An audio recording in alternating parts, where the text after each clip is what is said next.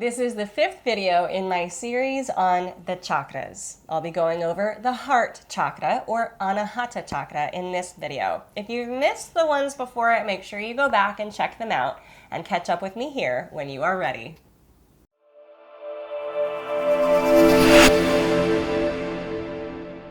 The Heart Chakra, known in Sanskrit as the Anahata Chakra, is of course located at the level of the heart, but it also includes your lungs, your shoulders, your arms, and your hands.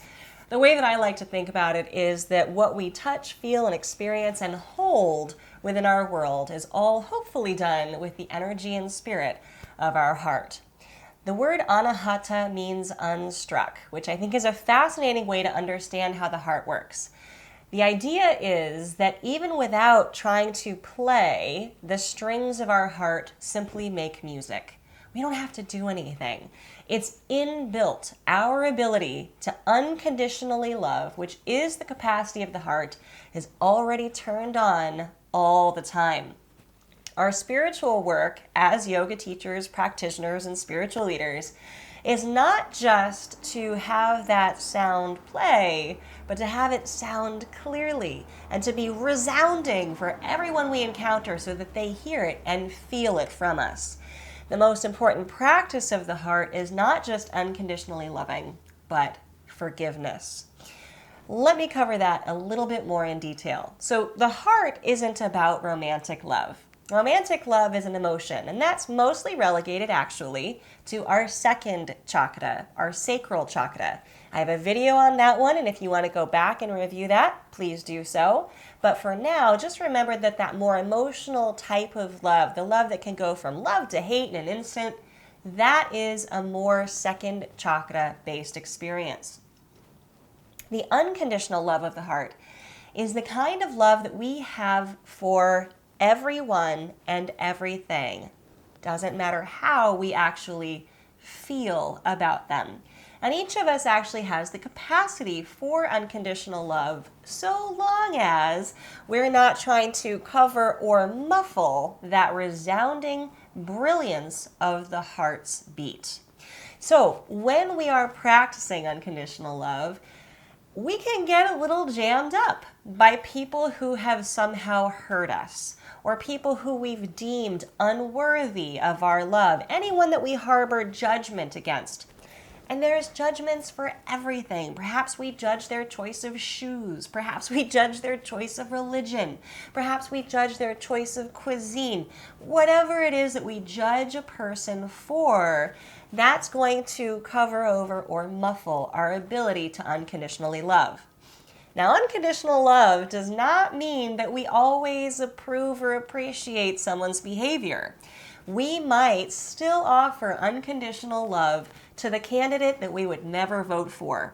We might still offer unconditional love to the person who has just caused harm in some way while not approving of or condoning their behavior.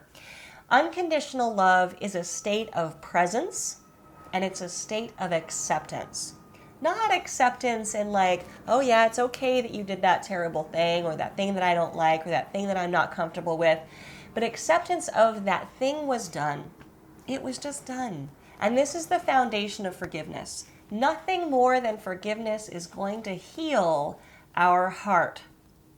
So when we do our self-inquiry, when we get those subtle messages from the heart chakra to us in our meditation practice or our asana practice, when we feel something happening in this area and we know it needs attention, the work that we can do, the most important work possible, is forgiveness. And the heart of forgiveness is recognizing that everything is exactly as it is. There's nothing to change.